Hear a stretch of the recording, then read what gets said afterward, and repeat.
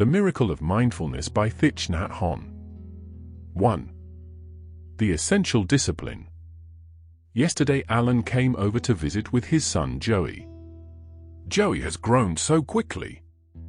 He's already 7 years old and is fluent in French and English. He even uses a bit of slang he's picked up on the street. Raising children here is very different from the way we raise children at home. Here parents believe that freedom is necessary for a child's development. During the 2 hours that Alan and I were talking, Alan had to keep a constant eye on Joey. Joey played, chattered away, and interrupted us, making it impossible to carry on a real conversation. I gave him several picture books for children, but he barely glanced at them before tossing them aside and interrupting our conversation again. He demands the constant attention of grown-ups. Later, Joey put on his jacket and went outside to play with a neighbor's child. I asked Alan, "Do you find family life easy?" Alan didn't answer directly. He said that during the past few weeks, since the birth of Anna, he had been unable to sleep any length of time. During the night, Sue wakes him up and because she is too tired herself asks him to check to make sure Anna is still breathing. I get up and look at the baby and then come back and fall asleep again. Sometimes the ritual happens 2 or 3 times a night. LS family life easier than being a bachelor? I asked. Alan didn't answer directly. But I understood. I asked another question. A lot of people say that if you have a family you're less lonely and have more security.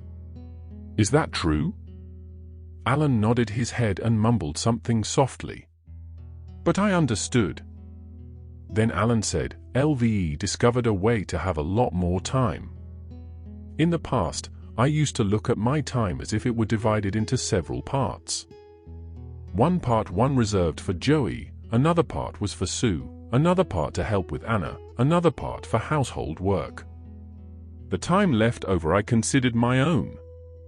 I could read, write, do research, go for walks.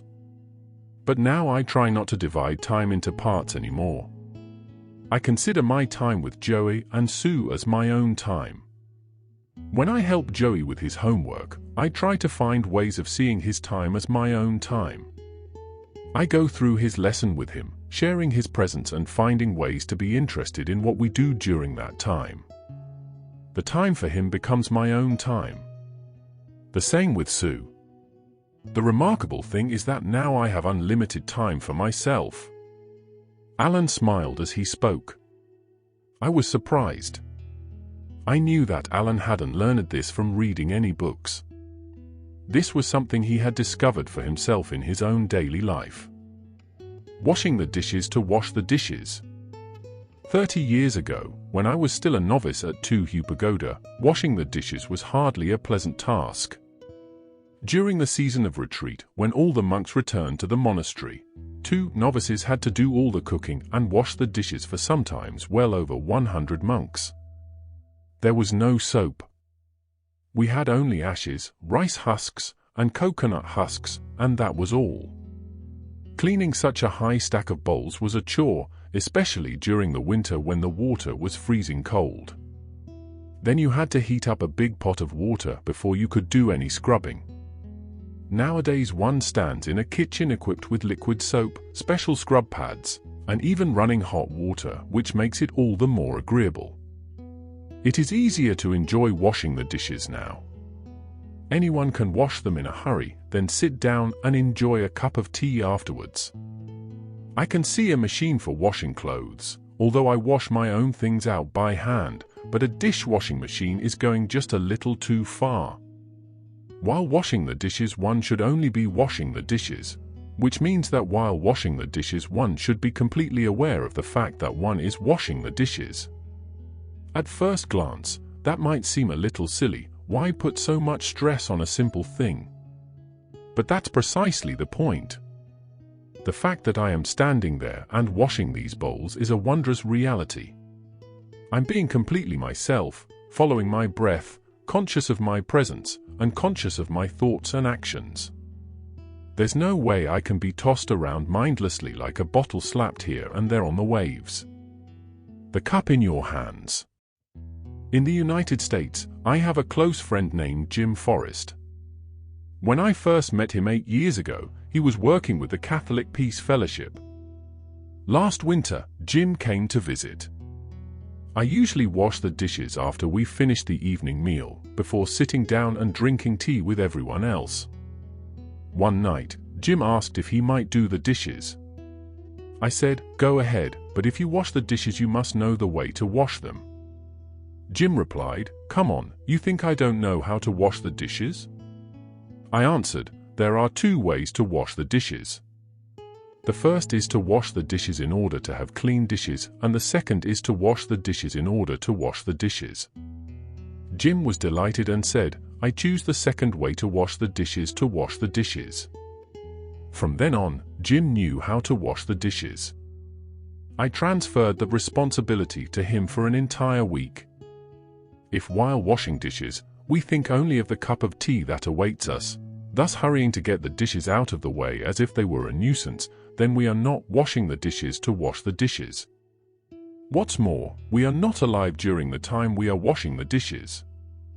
In fact, we are completely incapable of realizing the miracle of life while standing at the sink. If we can't wash the dishes, the chances are we won't be able to drink our tea either. While drinking the cup of tea, we will only be thinking of other things, barely aware of the cup in our hands. Thus we are sucked away into the future, and we are incapable of actually living 1 minute of life. Eating a tangerine. I remember a number of years ago, when Jim and I were first traveling together in the United States. We sat under a tree and shared a tangerine. He began to talk about what we would be doing in the future. Whenever we thought about a project that seemed attractive or inspiring, Jim became so immersed in it that he literally forgot about what he was doing in the present. He popped a section of tangerine in his mouth and, before he had begun chewing it, had another slice ready to pop into his mouth again. He was hardly aware he was eating a tangerine. All I had to say was, "You ought to eat the tangerine section you've already taken." Jim was startled into realizing what he was doing. It was as if he hadn't been eating the tangerine at all. If he had been eating anything, he was eating his future plans. A tangerine has sections. If you can eat just one section, you can probably eat the entire tangerine. But if you can't eat a single section, you cannot eat the tangerine. Jim understood. He slowly put his hand down and focused on the presence of the slice already in his mouth. He chewed it thoughtfully before reaching down and taking another section. Later, when Jim went to prison for activities against the war, I was worried about whether he could endure the 4 walls of prison and sent him a very short letter. 00 You remember the tangerine we shared when we were together. Your being there is like the tangerine. Eat it and be one with it. Tomorrow it will be no more. The essential discipline. More than 30 years ago, when I first entered the monastery, the monks gave me a small book called The Essential Discipline for Daily Use, written by the Buddhist monk Dr. from Bao Sun Pagoda, and they told me to memorize it. It was a thin book. It couldn't have been more than 40 pages, but it contained all the thoughts Dr. used to awaken his mind while doing any task. When he woke up in the morning, his first thought was, "Just awakened. I hope that every person will attain great awareness and see in complete clarity." When he washed his hands, he used this thought to place himself in mindfulness, washing my hands. I hope that every person will have pure hands to receive reality. The book is comprised entirely of such sentences. Their goal was to help the beginning practitioner take hold of his own consciousness. The Zen Master Doctor helped all of us young novices to practice, in a relatively easy way, those things which are taught in the Sutra of Mindfulness. Each time you put on your robe, washed the dishes, went to the bathroom, folded your mat, carried buckets of water, or brushed your teeth, you could use one of the thoughts from the book in order to take hold of your own consciousness. The Sutra of Mindfulness time says, when walking, the practitioner must be conscious that he is walking. When sitting, the practitioner must be conscious that he is sitting. When lying down, the practitioner must be conscious that he is lying down. No matter what position one's body is in, the practitioner must be conscious of that position. Practicing thus, the practitioner lives in direct and constant mindfulness of the body. The mindfulness of the positions of one's body is not enough, however. We must be conscious of each breath, each movement, every thought and feeling, everything which has any relation to ourselves. But what is the purpose of the sutra's instruction? Where are we to find the time to practice such mindfulness? If you spend all day practicing mindfulness, how will there ever be enough time to do all the work that needs to be done to change and to build an alternative society? How does Alan manage to work, study Joey's lesson, take Anna's diapers to the laundromat, and practice mindfulness at the same time? 2. The miracle is to walk on earth. Alan said that since he's begun to consider Joey's and Sue's time as his own, he has unlimited time. But perhaps he has it only in principle. Because there are doubtless times when Alan forgets to consider Joey's time as his own time while going over Joey's homework with him, and thus Alan may lose that time. Alan might hope for the time to pass quickly, or he may grow impatient because that time seems wasted to him, because it isn't his own time. And so, if he really wants unlimited time, he will have to keep alive the realization that this is my time, throughout the time he's studying with Joey. But during such times, one's mind is inevitably distracted by other thoughts, and so if one really wants to keep one's consciousness alive, from now on 111 use the term mindfulness to refer to keeping one's consciousness alive to the present reality, then one must practice right now in one's daily life, not only during meditation sessions. When you are walking along a path leading into a village, you can practice mindfulness. Walking along a dirt path, surrounded by patches of green grass, if you practice mindfulness you will experience that path, the path leading into the village. You practice by keeping this one thought alive: I'm walking along the path leading into the village. Whether it's sunny or rainy, whether the path is dry or wet, you keep that one thought, but not just repeating it like a machine, over and over again. Machine thinking is the opposite of mindfulness. If we're really engaged in mindfulness while walking along the path to the village, then we will consider the act of each step we take as an infinite wonder, and a joy will open our hearts like a flower, enabling us to enter the world of reality. I like to walk alone on country paths, rice plants and wild grasses on both sides, putting each foot down on the earth in mindfulness, knowing that I walk on the wondrous earth. In such moments, existence is a miraculous and mysterious reality. People usually consider walking on water or in thin air a miracle. But I think the real miracle is not to walk either on water or in thin air, but to walk on earth. Every day, we are engaged in a miracle which we don't even recognize: a blue sky, white clouds, green leaves, the black, curious eyes of a child, our own two eyes. All is a miracle. Sitting. Zen Master Doctor says that when sitting in meditation, one should sit upright, giving birth to this thought: sitting here is like sitting on the body spot. The body spot is where Lord Buddha sat when he obtained enlightenment. If any person can become a Buddha, and the Buddhas are all those countless persons who have obtained enlightenment, then many have sat on the very spot I sit on now. Sitting on the same spot as a Buddha gives rise to happiness, and sitting in mindfulness means itself to have become a Buddha. The poet Nguyen Song Tru experienced the same thing when he sat down on a certain spot, and suddenly saw how others had sat on the same spot countless ages ago, and how in ages to come others would also come to sit there. On the same spot I sit today, others came, in ages past, to sit. 1,000 years, still others will come. Who is the singer, and who the listener? That spot and the minutes he spent there became a link in eternal reality.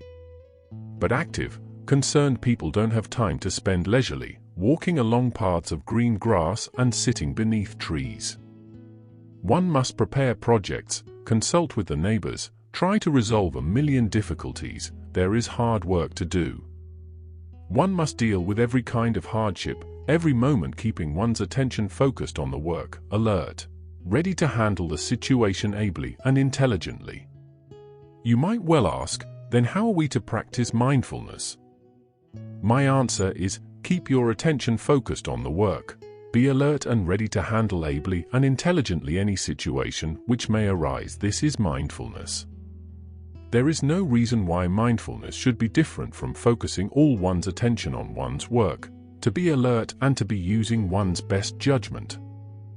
During the moment one is consulting, resolving, and dealing with whatever arises, a calm heart and self-control are necessary if one is to obtain good results.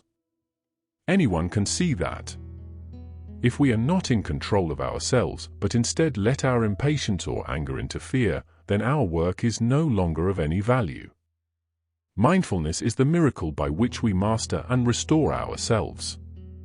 Consider, for example, the magician who cuts his body into many parts and places each part in a different region: hands in the south, arms in the east, legs in the north, and then by some miraculous power lets forth a cry which reassembles whole every part of his body. Mindfulness is like that. It is the miracle which can call back in a flash our dispersed mind and restore it to wholeness so that we can live each minute of life, taking hold of one's breath. Thus mindfulness is at the same time a means and an end, the seed and the fruit. When 14 we practice mindfulness in order to build up concentration, mindfulness is a seed. But mindfulness itself is the life of awareness. The presence of mindfulness means the presence of life, and therefore mindfulness is also the fruit. Mindfulness frees us of forgetfulness and dispersion and makes it possible to live fully each minute of life. Mindfulness enables us to live. You should know how to breathe to maintain mindfulness, as breathing is a natural and extremely effective tool which can prevent dispersion. Breath is the bridge which connects life to consciousness, which unites your body to your thoughts. Whenever your mind becomes scattered, use your breath as the means to take hold of your mind again. Breathe in lightly a fairly long breath, conscious of the fact that you are inhaling a deep breath. Now breathe out all the breath in your lungs, remaining conscious the whole time of the exhalation. The Sutra of Mindfulness teaches the method to take hold of one's breath in the following manner. Be ever mindful you breathe in and mindful you breathe out. Breathing in a long breath, you know, I am breathing in a long breath. Breathing out a long breath, you know, I am breathing out a long breath. Breathing in a short breath, you know, I am breathing in a short breath. Breathing out a short breath, you know, I am breathing out a short breath. Experiencing a whole breath body, I shall breathe in, thus you train yourself. Experiencing the whole breath body, I shall breathe out, thus you train yourself. Calming the activity of the breath body, I shall breathe in, thus you train yourself. Calming the activity of the breath body, I shall breathe out, thus you train yourself. In a Buddhist monastery, everyone learns to use breath as a tool to stop mental dispersion and to build up concentration power. Concentration power is the strength which comes from practicing mindfulness. It is the concentration which can help one obtain the Great Awakening. When a worker takes hold of his own breath, he has already become awakened. In order to maintain mindfulness throughout a long period, we must continue to watch our breath. It is autumn here and the golden leaves falling one by one are truly beautiful. Taking a 10-minute walk in the woods, watching my breath and maintaining mindfulness, I feel refreshed and restored. Like that, I can really enter into a communion with each leaf. Of course, walking alone on a country path, it is easier to maintain mindfulness. If there's a friend by your side, not talking but also watching his breath, then you can continue to maintain mindfulness without difficulty. But if the friend at your side begins to talk, it becomes a little more difficult. If, in your mind, you think, I wish this fellow would quit talking, so I could concentrate, you have already lost your mindfulness. But if you think, instead, if he wishes to talk, I will answer, but I will continue in mindfulness, aware of the fact that we are walking along this path together, aware of what we say. I can continue to watch my breath as well.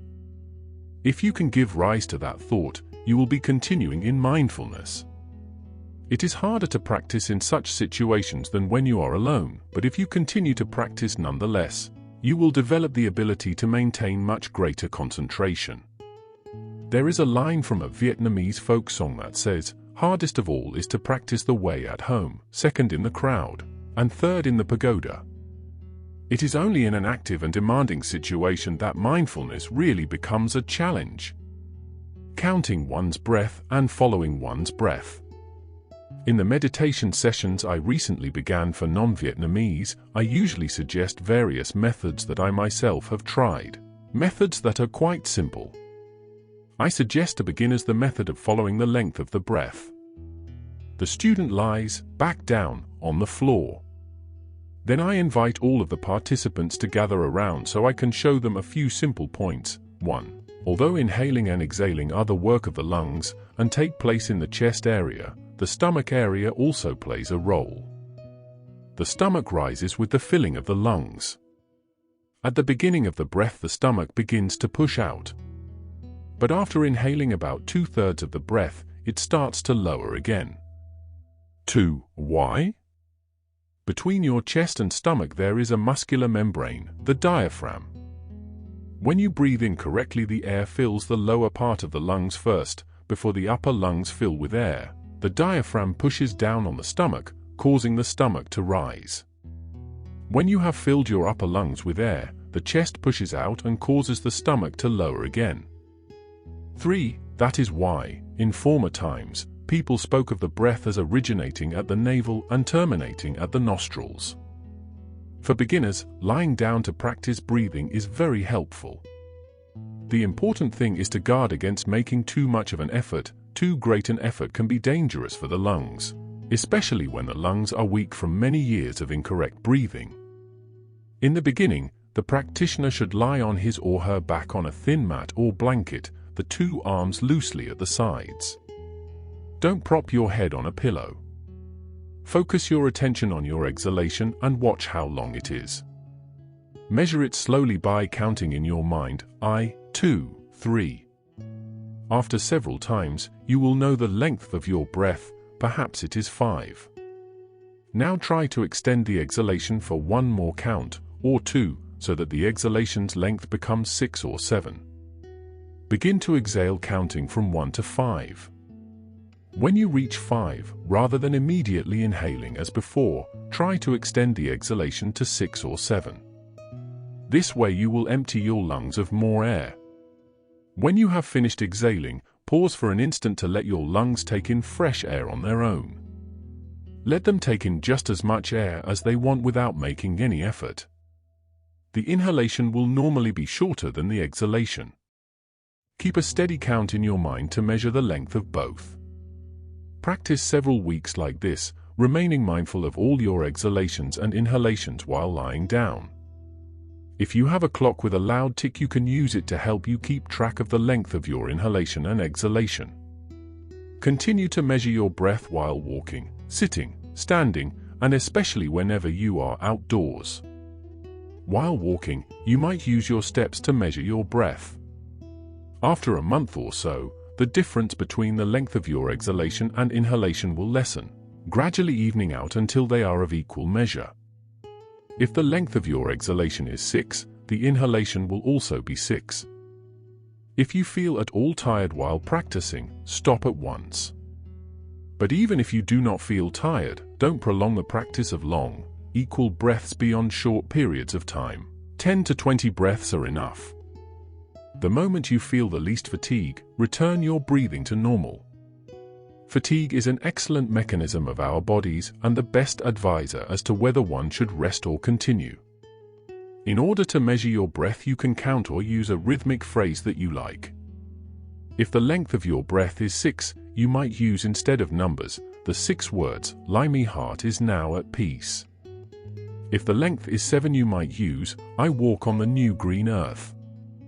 A Buddhist might say, "I take refuge in the Buddha." For a Christian, it could be Our Father who art in heaven. When you are walking, each step should correspond to one word. Quiet breathing. Your breath should be light, even, and flowing, like a thin stream of water running through the sand. Your breath should be very quiet, so quiet that a person sitting next to you cannot hear it. Your breathing should flow gracefully, like a river, like a water snake crossing the water, and not like a chain of rugged mountains or the gallop of a horse. To master our breath is to be in control of our bodies and minds. Each time we find ourselves dispersed and find it difficult to gain control of ourselves by different means, the method of watching the breath should always be used. The instant you sit down to meditate, begin watching your breath. At first, breathe normally, gradually letting your breathing slow down until it is quiet, even, and the lengths of the breaths are fairly long. From the moment you sit down to the moment your breathing has become deep and silent, be conscious of everything that is happening in yourself. As the Buddhist Sutra of Mindfulness says, breathing in a long breath, you know, I am breathing in a long breath. Breathing out a long breath, the practitioner knows, I am breathing out a long breath. Breathing in a short breath, you know, I am breathing in a short breath. Breathing out a short breath, you know, I am breathing out a short breath. Experiencing the whole breath body, I shall breathe in. Thus you train yourself. Experiencing the whole breath body, I shall breathe out. Thus you train yourself. Calming the activity of the breath body, I shall breathe in. Thus you train yourself. Calming the activity of the breath body, I shall breathe out. Thus you train yourself. After about 10 to 20 minutes, your thoughts will have quieted down like a pond on which not even a ripple stirs. Counting your breath. Making your breath calm and even is called the method of following one's breath. If it seems hard at first, you can substitute the method of counting your breath. As you breathe in, count 1 in your mind, and as you breathe out, count 1. Breathe in, count 2. Breathe out, count 2. Continue through 10, then return to 1 again. This counting is like a string which attaches your mindfulness to your breath. This exercise is the beginning point in the process of becoming continuously conscious of your breath.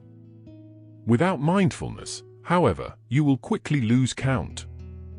When the count is lost, simply return to 1 and keep trying until you can keep the count correctly. Once you can truly focus your attention on the counts, you have reached the point at which you can begin to abandon the counting method and begin to concentrate solely on the breath itself. In those moments when you are upset or dispersed and find it difficult to practice mindfulness, return to your breath. Taking hold of your breath is itself mindfulness. Your breath is the wondrous method of taking hold of your consciousness. As one religious community says in its rule, one should not lose oneself in mind dispersion or in one's surroundings. Learn to practice breathing in order to regain control of body and mind, to practice mindfulness, and to develop concentration and wisdom.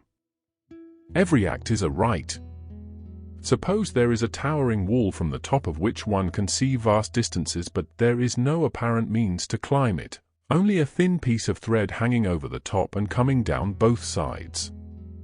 A clever person will tie a thicker string onto one end of the thread, walk over to the other side of the wall, then pull on the thread bringing the string to the other side. Then he will tie the end of the string to a strong rope and pull the rope over. When the rope has reached the bottom of one side and is secured on the other side, the wall can be easily scaled. Our breath is such a fragile piece of thread. But once we know how to use it, it can become a wondrous tool to help us surmount situations which would otherwise seem hopeless. Our breath is the bridge from our body to our mind, the element which reconciles our body and mind and which makes possible oneness of body and mind. Breath is aligned to both body and mind, and it alone is the tool which can bring them both together, illuminating both and bringing both peace and calm. Many persons and books discuss the immense benefits that result from correct breathing. They report that a person who knows how to breathe is a person who knows how to build up endless vitality. Breath builds up the lungs, strengthens the blood, and revitalizes every organ in the body. They say that proper breathing is more important than food. And all of these statements are correct. Years ago, I was extremely ill. After several years of taking medicine and undergoing medical treatment, my condition was unimproved. So I turned to the method of breathing and, thanks to that, was able to heal myself. Breath is a tool. Breath itself is mindfulness. The use of breath as a tool may help one obtain immense benefits, but these cannot be considered as ends in themselves. These benefits are only the byproducts of the realization of mindfulness. In my small class in meditation for non-Vietnamese, there are many young people. I've told them that if each one can meditate an hour each day, that's good, but it's nowhere near enough.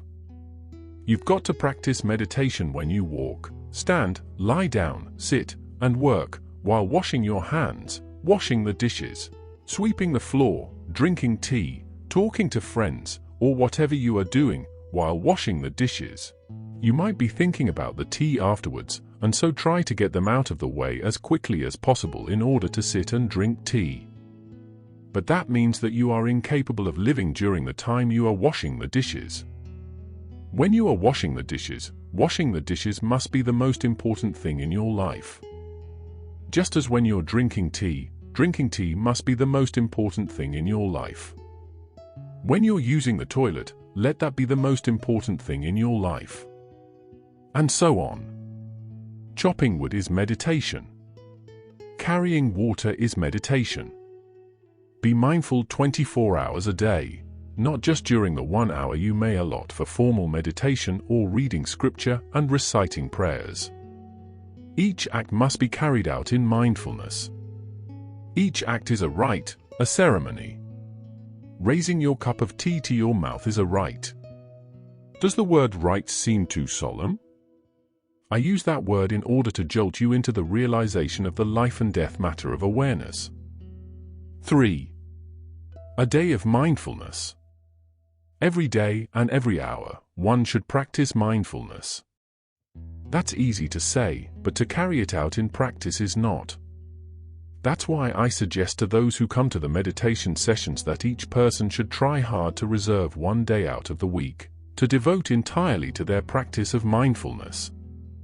In principle, of course, every day should be your day, and every hour your hour.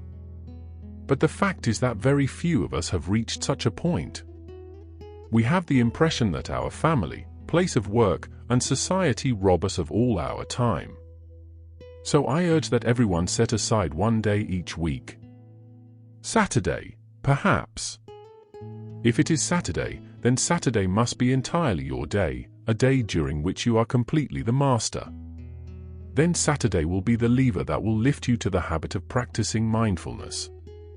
Every worker in a peace or service community, no matter how urgent its work, has the right to such a day, for without it we will lose ourselves quickly in a life full of worry and action, and our responses will become increasingly useless.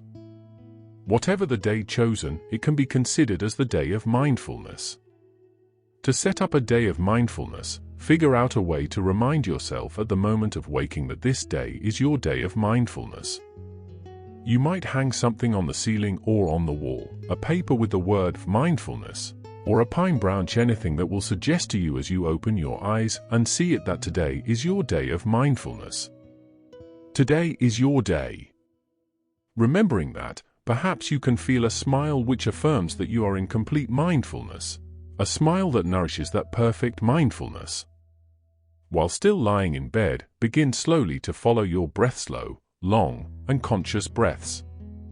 Then slowly rise from bed, instead of turning out all at once as usual, nourishing mindfulness by every motion.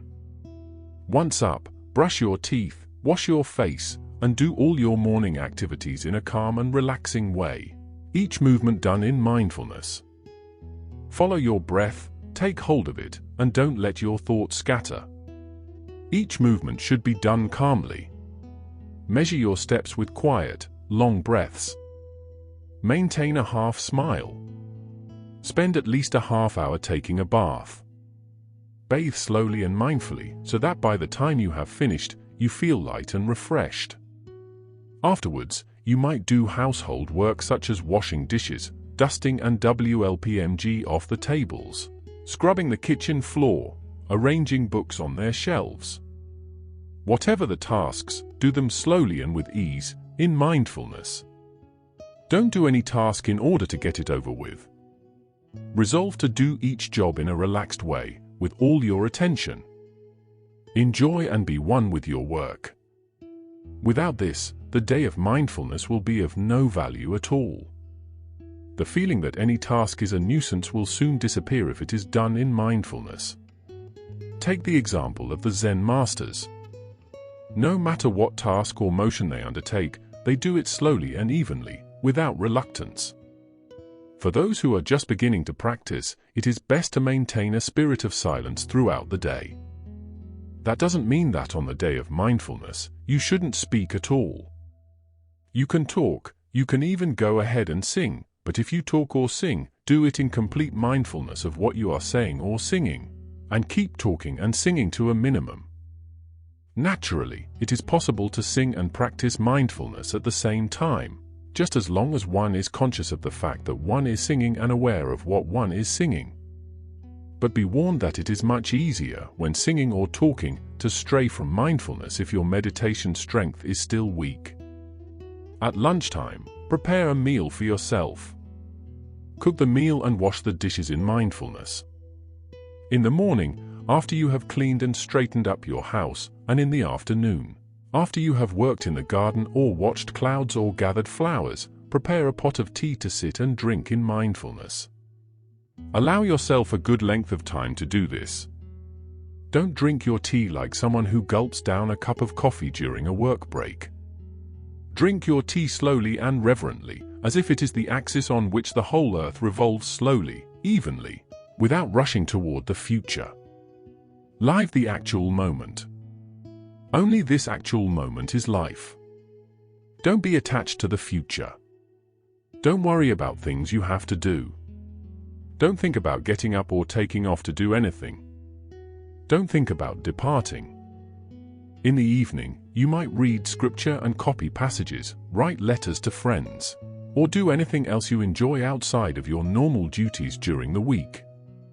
But whatever you do, do it in mindfulness. Eat only a little for the evening meal. Later, around 10 or 11 o'clock, as you sit in meditation, you will be able to sit more easily on an empty stomach. Afterwards, you might take a slow walk in the fresh night air, following your breath in mindfulness and measuring the length of your breaths by your steps. Finally, return to your room and sleep in mindfulness. Somehow we must find a way to allow each worker a day of mindfulness.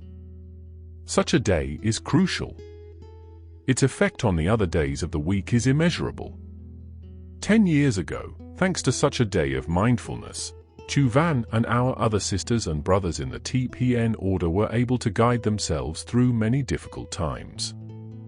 After only 3 months of observing such a day of mindfulness once a week, I know that you will see a significant change in your life. The day of mindfulness will begin to penetrate the other days of the week, enabling you to eventually live 7 days a week in mindfulness. I'm sure you agree with me on the day of mindfulness's importance. 4. The pebble. Why should you meditate? First of all, because each of us needs to realize total rest. Even a night of sleep doesn't provide total rest. Twisting and turning, the facial muscles tense, all the while dreaming hardly rest. Nor is lying down rest when you still feel restless and twist and turn.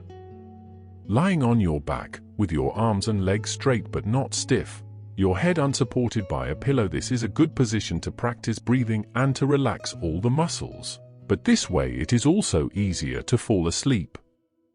You cannot go as far in meditation lying down as by sitting. It is possible to find total rest in a sitting position, and in turn to advance deeper in meditation in order to resolve the worries and troubles that upset and block your consciousness. Among our workers in Vietnam, there are many who can sit in the lotus position, the left foot placed on the right thigh and the right foot placed on the left thigh. Others can sit in the half lotus, the left foot placed on the right thigh, or the right foot placed on the left thigh. In our meditation class in Paris, there are people who do not feel comfortable in either of the above two positions, and so I have shown them how to sit in the Japanese manner, the knees bent, resting on their two legs. By placing a pillow beneath one's feet, it is possible to sit that way for more than an hour and a half. Even so, anyone can learn to sit in the half lotus, though at the beginning it may be somewhat painful. But after a few weeks of practice, the position gradually becomes quite comfortable. During the initial period, when the pain can be bothersome, alternate the position of the legs or change to another sitting position. If one sits in the lotus or half lotus position, it is necessary to use a cushion to sit on so that both knees touch the floor. The 3 points of bodily contact with the floor created by this position provide an extremely stable position. Keep your back straight. This is very important. The neck and head should be aligned with the spinal column. They should be straight but not steer forward-like. Keep your eyes focused a yard or two in front of you. If you can, maintain a half smile. Now begin to follow your breath and to relax all of your muscles. Concentrate on keeping your spinal column straight and on following your breath. As for everything else, let it go. Let go of everything. If you want to relax the worry-tightened muscles in your face, let the half smile come to your face. As the half smile appears, all the facial muscles begin to relax. The longer the half smile is maintained, the better. It is the same smile you see on the face of the Buddha. Place your left hand, palm side up, in your right palm. Let all the muscles in your hands, fingers, arms, and legs relax. Let go of everything. Be like the water plants which flow with the current, while beneath the surface of the water the riverbed remains motionless. Hold on to nothing but your breath and the half smile. For beginners, it is better to sit no longer than 20 or 30 minutes. During that time, you can readily obtain total rest. The technique for obtaining this rest lies in two things: watching and letting go, watching your breath, and letting go of everything else. Release every muscle in your body. After about 15 minutes or so, it is possible to reach a deep quiet filled with inner peace and joy. Maintain this quiet and peace. Some people look on meditation as a toil and want the time to pass quickly in order to rest afterwards. Such persons do not know how to sit yet. If you sit correctly, it is possible to find total relaxation and peace right in the position of sitting. Often it helps to meditate on the image of a pebble thrown into a river. How is one helped by the image of the pebble? Sit down in whatever position suits you best, the half lotus or lotus, back straight, the half smile on your face. Breathe slowly and deeply, following each breath, becoming one with the breath. Then let go of everything. Imagine yourself as a pebble which has been thrown into a river. The pebble sinks through the water effortlessly. Detached from everything, it falls by the shortest distance possible, finally reaching the bottom, the point of perfect rest. You are like a pebble which has let itself fall into the river, letting go of everything. At the center of your being is your breath. You don't need to know the length of time it takes before reaching the point of complete rest on the bed of fine sand beneath the water. When you feel yourself resting like a pebble which has reached the riverbed, that is the point when you begin to find your own rest. You are no longer pushed or pulled by anything. If you cannot find joy and peace in these very moments of sitting, then the future itself will only flow by as a river flows by. You will not be able to hold it back. You will be incapable of living the future when it has become the present. Joy and peace are the joy and peace possible in this very hour of sitting. If you cannot find it here, you won't find it anywhere. Don't chase after your thoughts as a shadow follows its object. Don't run after your thoughts. Find joy and peace in this very moment. This is your own time. This spot where you sit is your own spot. It is on this very spot and in this very moment that you can become enlightened. You don't have to sit beneath a special tree in a distant land. Practice like this for a few months, and you will begin to know a profound and renewing delight. 36. The ease of sitting depends on whether you practice mindfulness a little or a lot each day. And it depends on whether or not you sit regularly.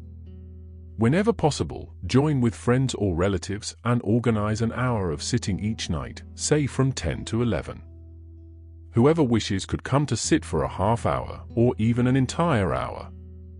Mindfulness of the mind. Someone might well ask, is relaxation then the only goal of meditation? In fact, the goal of meditation goes much deeper than that. While relaxation is the necessary point of departure, once one has realized relaxation, it is possible to realize a tranquil heart and clear mind. To realize a tranquil heart and clear mind is to have gone far along the path of meditation. Of course, to take hold of our minds and calm our thoughts, we must also practice mindfulness of our feelings and perceptions. To take hold of your mind, you must practice mindfulness of the mind. You must know how to observe and recognize the presence of every feeling and thought which arises in you. The Zen master Zhuangzi wrote, "If the practitioner knows his own mind clearly, he will obtain results with little effort. But if he does not know anything about his own mind, all of his effort will be wasted." If you want to know your own mind, there is only one way: to observe and recognize everything about it. This must be done at all times, during your day-to-day life, no less than during the hour of meditation. During meditation, various feelings and thoughts may arise. If you don't practice mindfulness of the breath, these thoughts will soon lure you away from mindfulness.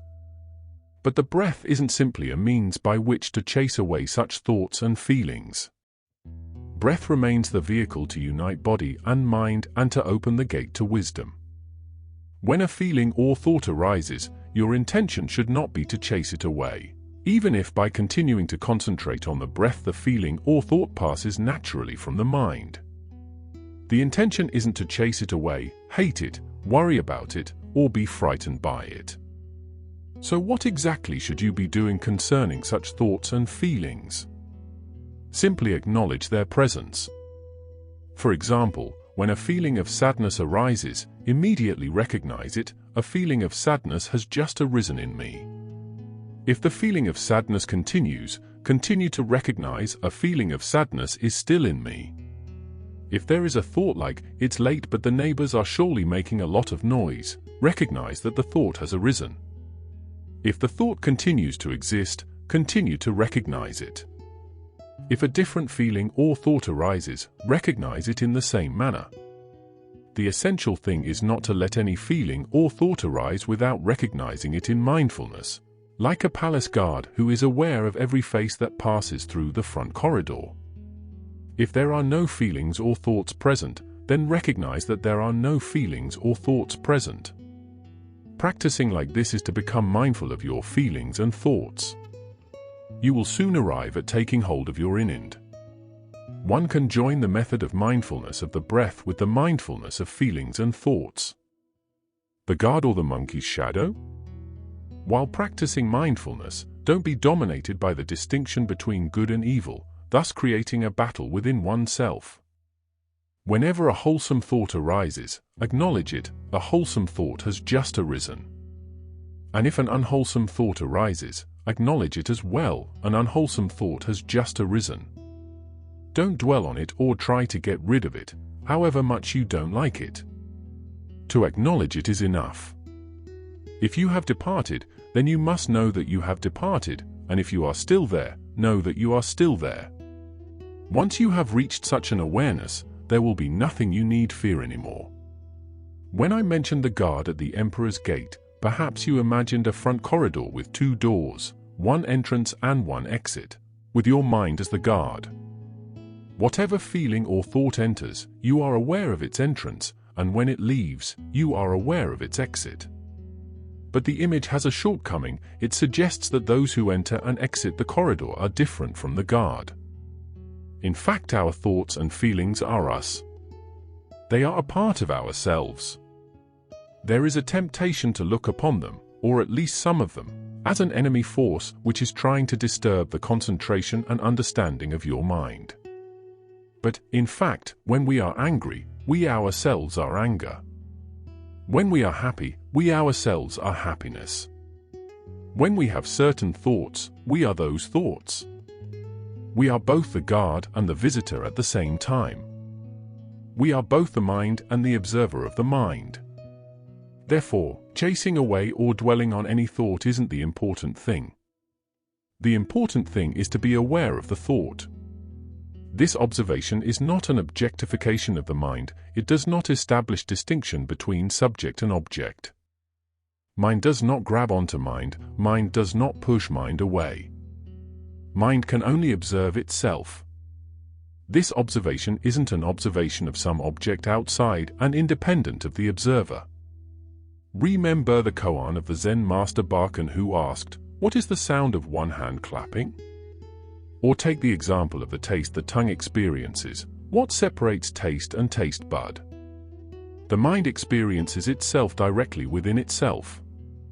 This is of special importance, and so in the Sutra of Mindfulness, Buddha always uses the phrasing mindfulness of feeling in feeling, mindfulness of mind in mind. Some have said that the Buddha used this phrasing in order to put emphasis on such words as feeling and mind, but I don't think they have fully grasped the Buddha's intention. Mindfulness of feeling in feeling is mindfulness of feeling directly while experiencing feeling, and certainly not contemplation of some image of feeling which one creates to give feeling some objective, separate existence of its own outside of oneself. Descriptive words make it sound like a riddle or paradox or tongue twister. Mindfulness of feeling in feeling is the mind experiencing mindfulness of the mind in the mind. The objectivity of an outside observer to examine something is the method of science, but it is not the method of meditation. Thus the image of the guard and the visitor fails to illustrate adequately the mindful observation of mind. The mind is like a monkey swinging from branch to branch through a forest, says the sutra.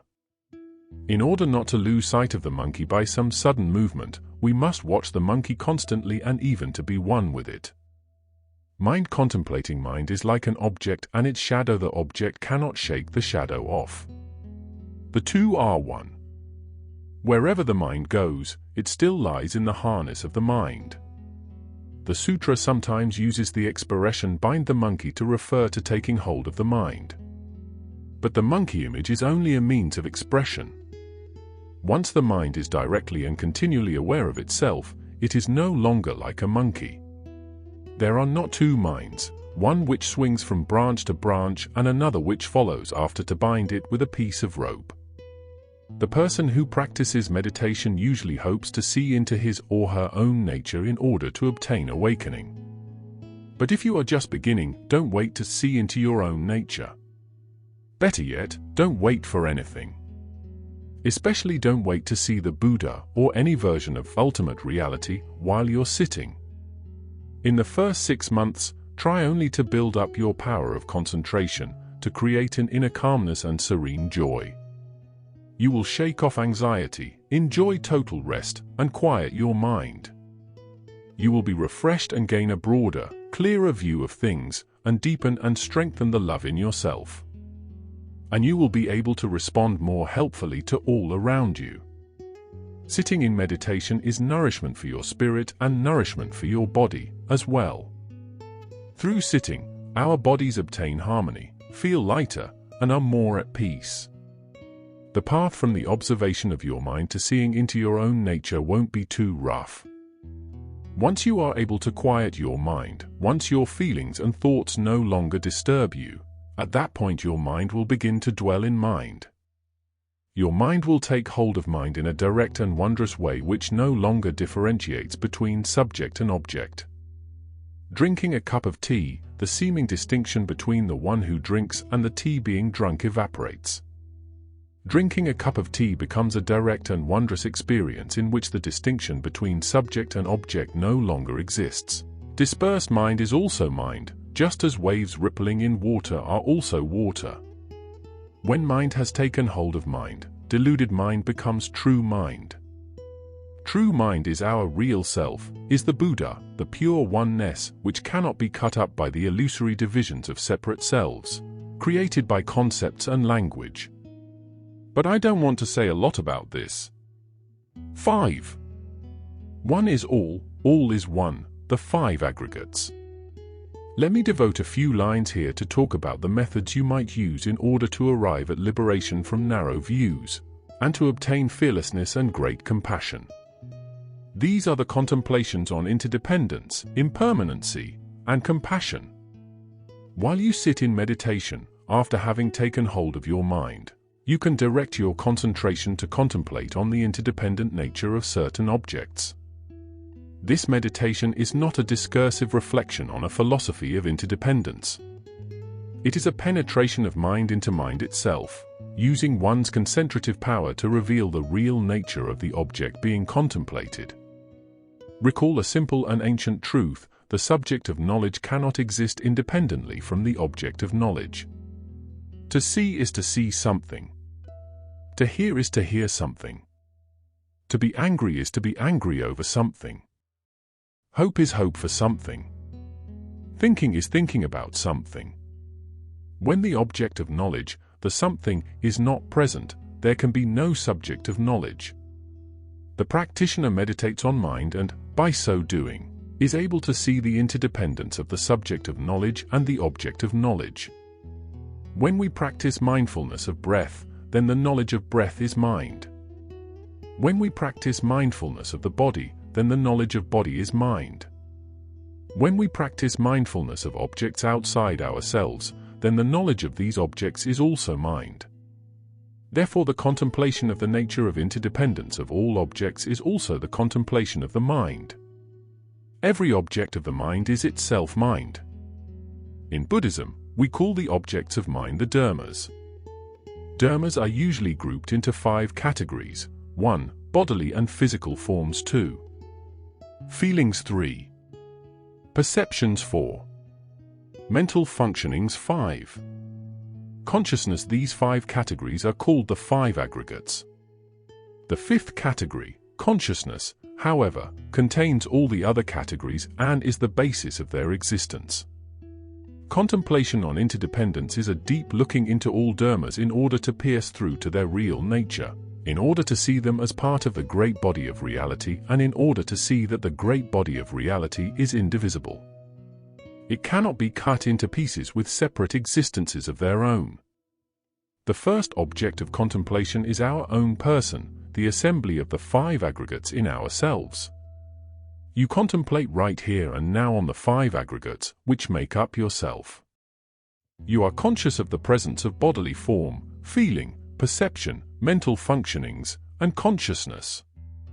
You observe these objects until you see that each of them has intimate connection with the world outside yourself.